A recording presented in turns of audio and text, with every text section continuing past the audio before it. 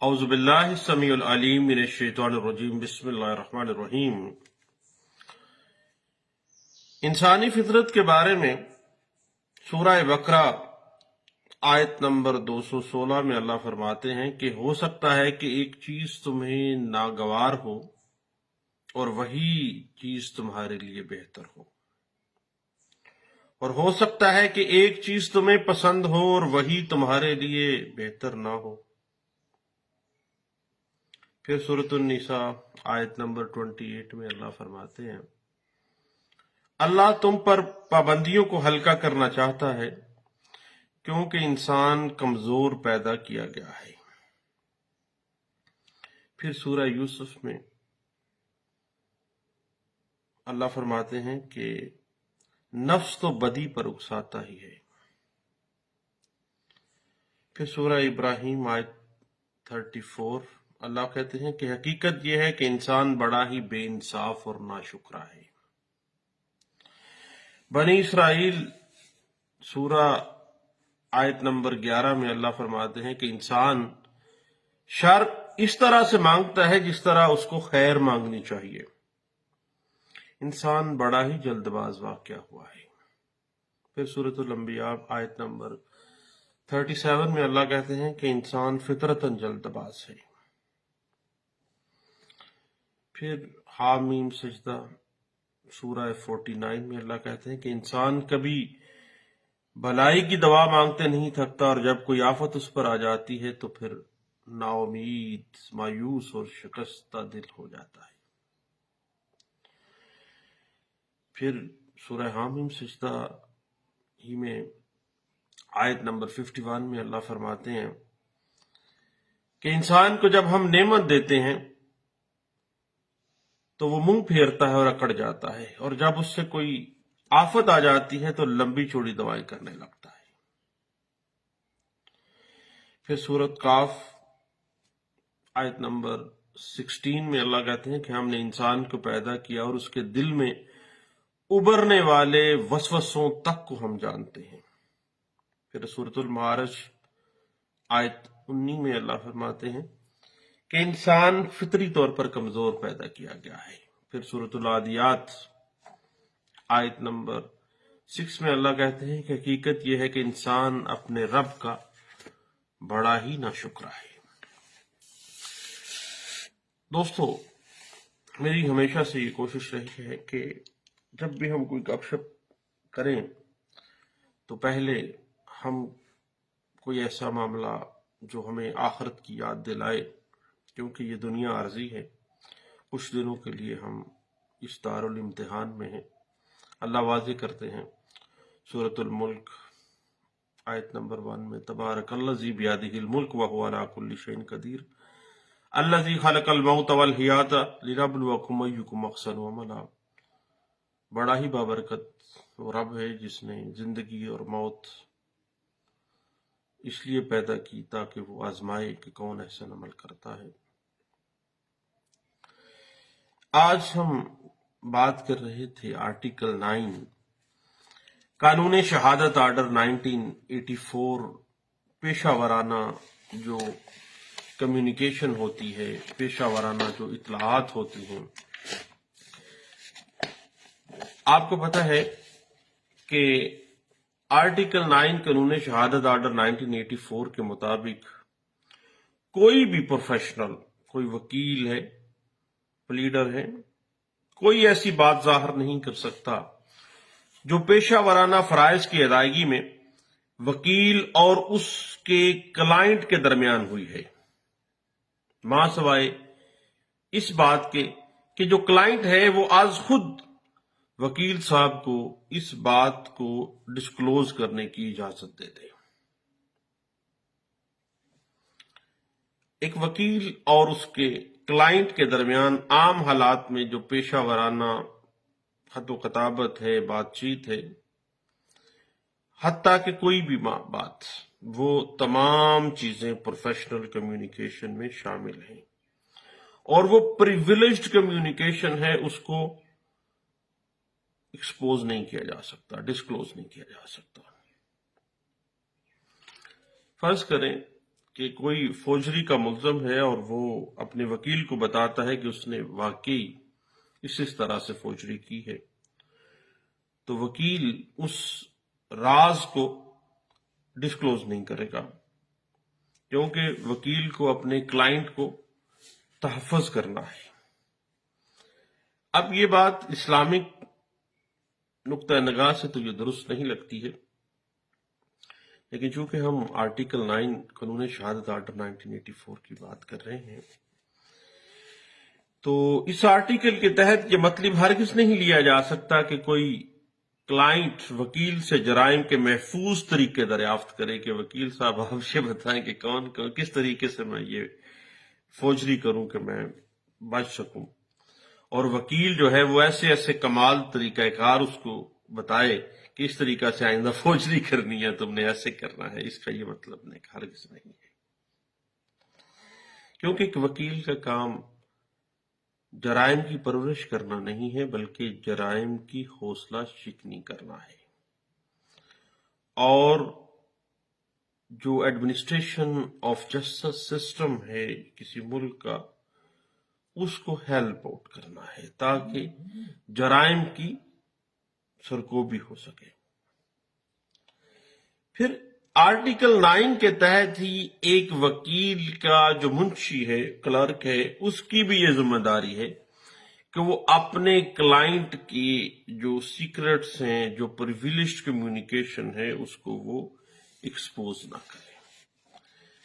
اس حوالے سے الہ آباد ہائی کورٹ کا ایک لینڈ مارک فیصلہ ہے جو کہ آل انڈیا رپورٹر 1933 الہ آباد ہائی کورٹ پیج 56 میں انٹرپریٹ ہوا ہے۔ آرٹیکل 9 قانون شہادت آرڈر 1984 کے تحت ایک بیرسٹر، ایک اٹارنی، پلیڈر، وکیل کو یہ حق حاصل ہے کہ وہ پیشہ ورانہ معاملات میں اپنے موکل سے جو کمیونیکیشن ہوئی ہے اس کو قطعی طور پر ظاہر نہ کرے۔ اسی کے اوپر مدارس ہائی کورٹ کی ایک لینڈ مارک ججمنٹ ہے کہ آرٹیکل 9 کے تحت جو پریویلیجڈ کمیونیکیشن ہے، جو اس کو سیف گارڈ ہے، مکمل طور پر انصاف کی فراہمی کے لیے ضروری ہے، کیونکہ اگر اس طرح کی پریویلیجڈ کمیونیکیشن پروفیشنلزم میں نہ ہو تو کوئی بھی شخص کسی ماہر شخص سے، کسی پروفیشنل سے مشورہ نہیں کر سکتا۔ اور اسی طرح ایک جو کلائنٹ ہے وہ اپنے وکیل کو آدھی بات تو نہیں بتانی، اس نے پوری بات ہی بتانی ہے، اور جو بات بتائی ہے وہ ایمانداری کے ساتھ اس کا سیکرٹ رکھنا ایک وکیل پر فرض ہے۔ اور یہ بات انٹرپریٹ ہوئی آل انڈیا رپورٹر 1954 مدارس ہائی کورٹ پیج 741 میں۔ اب صحیح بات اس طرح سے ہے، بعض اوقات وکیل کو پتا ہوتا ہے کہ قانون سے بھاگا ہوا خواہ اس کا ملزم ہے، اس کا کلائنٹ ہے، موکل ہے، وہ کہیں موجود ہے، تو اب یہ چیز جو ہے اگر کلائنٹ نے اس کو بتا دی ہے یا وکیل کو پتا ہے، لیکن وکیل نے چونکہ اس کا تحفظ کرنا ہے، اس وجہ سے کسی کلائنٹ کے جو وکیل صاحب ہیں ان کو اس بات پر مجبور نہیں کیا جا سکتا کہ وہ اپنے کلائنٹ کا محلے کو بتا دے کہ فلاں جگہ پہ موجود ہے۔ پولیس اپنے اس کلائنٹ کے وکیل کی ہیلپ نہیں لے سکتی، اور نہ ہی وکیل جو ہے وہ بتانے کا پابند ہے کسی بھی قسم کا کوئی محلے کو۔ اس حوالے سے لاہور ہائی کورٹ کی ایک لینڈ مارک ججمنٹ ہم نے پڑھی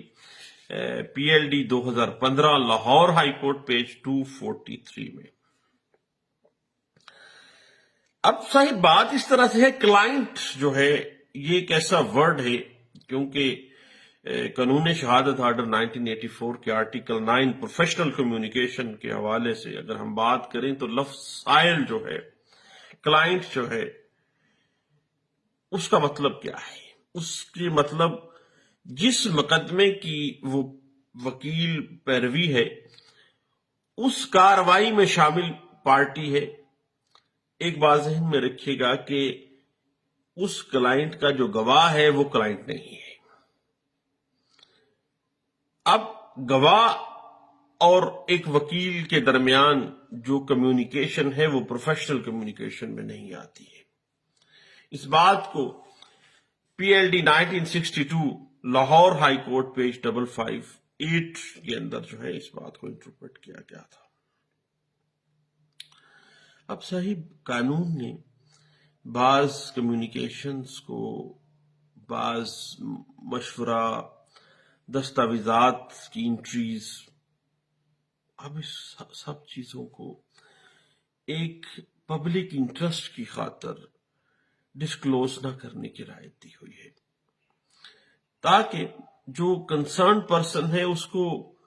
مجبور نہ کیا جا سکے کہ وہ اپنے کلائنٹ کی جو راز ہے اس کو وہ ایکسپوز کرے.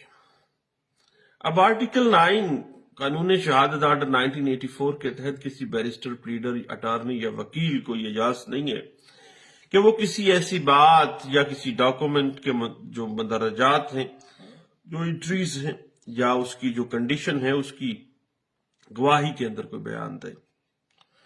جو مقدمے کی وجہ سے اس کے موکل سے یا اس کے موکل کی حق میں یا کسی طرح سے اس کے نالج میں آ گئی ہے. وہ یہ نہیں کہہ سکتا کہ میں نے یہ کلائنٹ کا اقرار نامہ پڑھا تو وہ جعلی، مجھے جعلی لگا تھا. نا، ایسی بات نہیں کی جا سکتی. یہ پابندی پروفیشنل کام کے ختم ہونے کے بعد تک بھی قائم رہتی ہے، کیونکہ ایسی کمیونیکیشن جو ہے وہ ہمیشہ سے سیکرٹ رہنی چاہیے. اور اگر اس طرح کی کمیونیکیشن قانونی تحفظ نہ دیا جائے تو کوئی شخص بھی کسی وکیل سے قطعی صورت اپنے حقوق کی نگرانی اور اپنے اوپر جو الزامات لگے ہیں ان کے دفاع کے لیے مشورہ نہ کر پائے، کیونکہ وکیل کو ساری بات کھل کے اس نے بتانی ہے. اور میرا ایک کلائنٹ کہتا ہوتا ہے کہ وکیل صاحب، میں اپنے ڈاکٹر سے اور اپنے وکیل سے کبھی غلط بات نہیں کہتا، ہر بات کھل کے بتا دیتا ہوں. اب بات اس طرح سے ہے کہ اگر اس طرح کی کوئی پابندی ہوتی تو پھر لوگ کھل کے بات اپنے وکیل کو تو نہیں بتا سکتے، اور نہ ہی کوئی شخص اپنی آزادی کے ساتھ اپنے حقوق کا تحفظ اور اپنے حقوق کی بحالی کے لیے عدالتوں میں رجوع کر سکتا تھا. اب بعض اوقات ایسا ہوتا ہے کہ وہ انفارمیشن جو کسی موکل کی طرف سے، کسی کلائنٹ کی طرف سے ملتی ہے، وہ ہمیشہ سے کلائنٹ کی اجازت سے ہی آگے کی جا سکتی ہے، اس کے بغیر نہیں. اب ایک بات بڑی اہم ہے کہ ایسا ڈاکومنٹ جو کلائنٹ سے متعلقہ نہیں ہے، کسی تھرڈ پارٹی سے متعلقہ ہے، اور وہ کسی وکیل صاحب کو مشورہ حاصل کرنے کے لیے، کسی کو سزا دلوانے کے لیے، کسی مقدمے کی کسی بھی حوالے سے دکھایا گیا ہے، تو وہ جو دستاویزات کی انٹریز ہیں یا اس کی حالت کا انکشاف کرنا، اس کو ایکسپوز کرنا، ڈسکلوز کرنا، وہ آرٹیکل 9 قانون شہادت آرڈر 1984 میں اس لیے نہیں آتا کیونکہ یہ کنسرن اس کلائنٹ سے متعلقہ نہیں ہے، یہ تھرڈ پارٹی سے متعلقہ ہے. اب اس حوالے سے ایک لینڈ مارک ججمنٹ تھی لاہور ہائی کورٹ کی، All India Reporter 1934، Lahore high court page 269، اور سپریم کورٹ پاکستان نے اس کے اوپر ایک ورژن دیا تھا P L D 1963، supreme court page 51 میں اس بات کو انٹرپریٹ کیا گیا تھا. اب صاحب جو پریویلیجڈ کمیونیکیشن ہے نا، اس کے حوالے سے